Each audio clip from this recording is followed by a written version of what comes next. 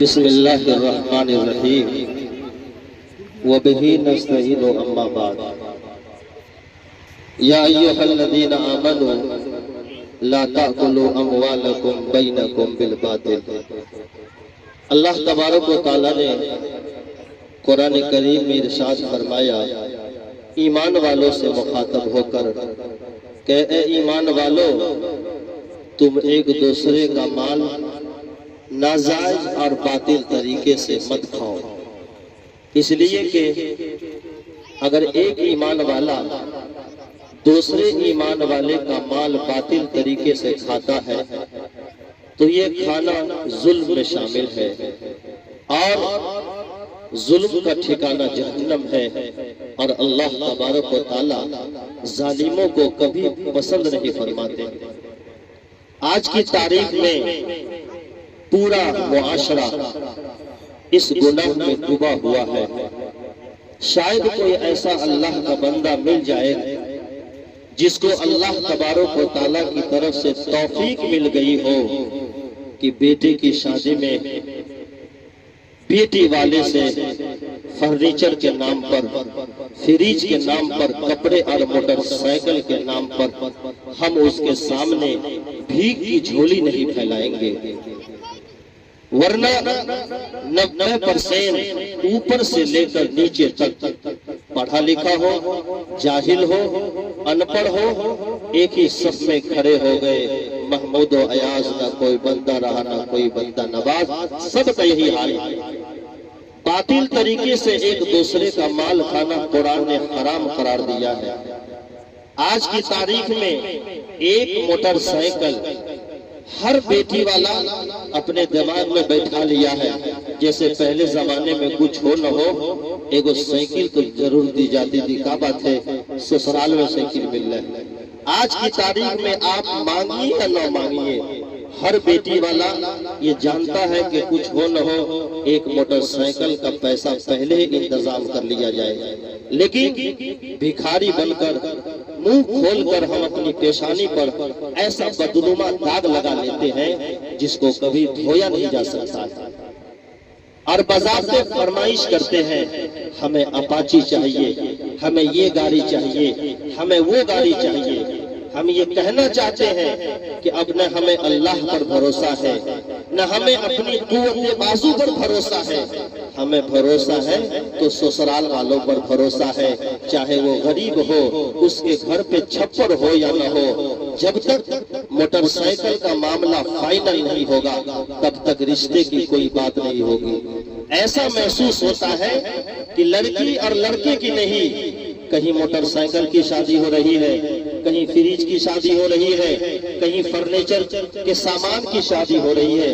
میرے بھائیوں، آج کی تاریخ میں جس دور میں ایک چراغ سے کئی چراغ جلتے تھے، ایک چولہا سے کئی چولہا جلتا تھا، آج کے دور میں ہر آدمی کے گھر میں امیر ہو یا غریب ہو، ایک نہیں سینکڑوں بلب لگے ہوئے ہیں، پھر بھی اندھیرا ہو رہا ہے۔ بجلی کی روشنی میں 1,00,000 روپے کی کوئی اہمیت نہیں ہے آج کے دور میں، لیکن 1,00,000 روپے لے کر بیٹی والے سے بیٹا والا، خدا کی قسم اللہ کے نزدیک وہ اتنا بڑا مجرم ہوتا ہے، سماج کا اتنا بڑا بھکاری اور اتنا گھٹیا انسان ہوتا ہے، کل قیامت کے دن اس کے گریبان کو پکڑا جائے گا۔ یہ مت آپ سوچئے گا کہ بیٹا کے نام پر ہم نے پیسہ لے کر ایک موٹر، زیادہ تر میں نے دیکھا ہے وہی موٹر سائیکل ایکسیڈنٹ ہو رہی ہے جو جہیز میں بھیک مانگنا سب لیا، بھیک مانگ کر ہمیں قوت بازو سے کما کر محنت کی کمائی سے موٹر سائیکل خریدیے، تب ذرا بیٹھ کے جائیے گا نا تو سسرال والا بھی کہے گا باپ رے دلہا بابو اپنا موٹر سائیکل پر بیٹھ کے لائے، انہوں یہ پھوٹانی والی موٹر سائیکل زبردستی بیٹی والے سے، اب بیٹی والا کیا کرے گا، کوئی لون اٹھاتا ہے، کوئی قرض لیتا ہے، کتنے کو تو کھیت بیچنا پڑتا ہے، کیا بات ہے، تو باپ رے باپ اپاچی کی فرمائش کرتے ہیں، باپ دادا کے گھوڑا میں اگر بھرنا تک لگا، दादा के बाराती गले कटही गाड़ी पर ईट लैंड से दरवाजा पर स्कॉर्पियो लगा दिया 14 को कितना बड़ा हम लाट साहब है। मेरे भाइयों, मुसलमान इसी में बर्बाद है, मुसलमान इसी में बर्बाद है। दुनिया में हमें इज्जत कहाँ से मिलेगी?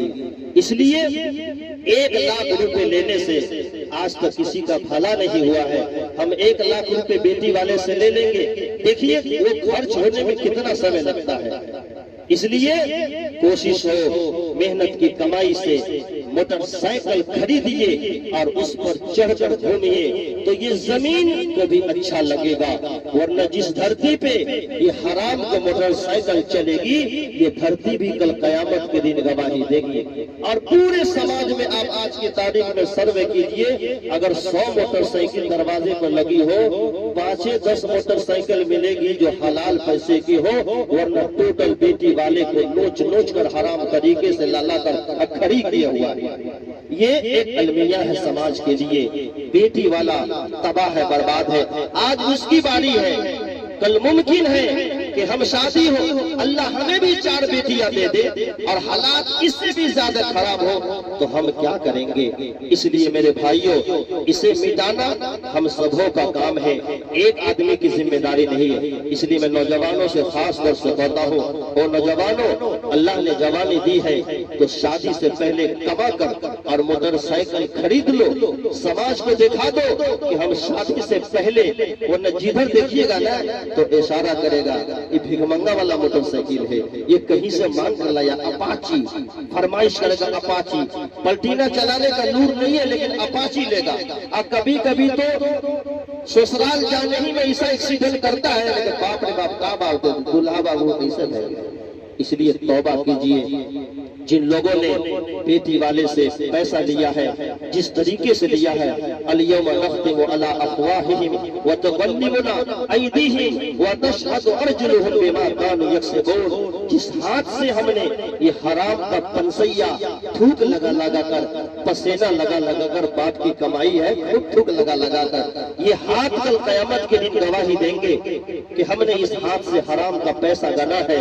वो पैसा आपकी नेकियां के लिए बर्बादी का जरिया बनेगा कयामत के दिन। इसलिए अल्लाह के वास्ते इन चीजों से तौबा कीजिए और इरादा कीजिए, बेटा हमने अपने सहारे पैदा किया है, दूसरे के सहारे नहीं पैदा किया है। होता क्या है, शादी के कुछ दिनों के बाद क्या बात था, अरे जब से शादी किया है ना, वो दुपट्टे की हवा लगी है, पहले तो खून भी करता था, अब तो रात दिन देखते हैं दरभंगा उतरता है, ससुराले जाता है, मुठली भी वही खोलता है, घर नहीं आता है। बाप अलग परेशान, माँ बेचारी अलग परेशान, बीवी के पीछे दीवाना है। हमने दीवाना वाला काम ही किया, हमने उसे 1 लाख में बेच दिया है। तो भैंस जो खरीद कर लाएगा तो दूध वो खाएगा कि दूसरा आदमी खाएगा? तो हम तो भैंस समझकर बेटा को बेच दिए बेटी वाले के हाथ, तो आप कमा कर भी वही भेज रहा है, मोटड़ी भी ससुराले में खोलता है, घर में कहां से खोलेगा? और बहुत सारी परेशानियां सामने आती है। इसलिए मेरे मुसलमान भाइयों, अल्लाह के वास्ते तौबा कीजिए।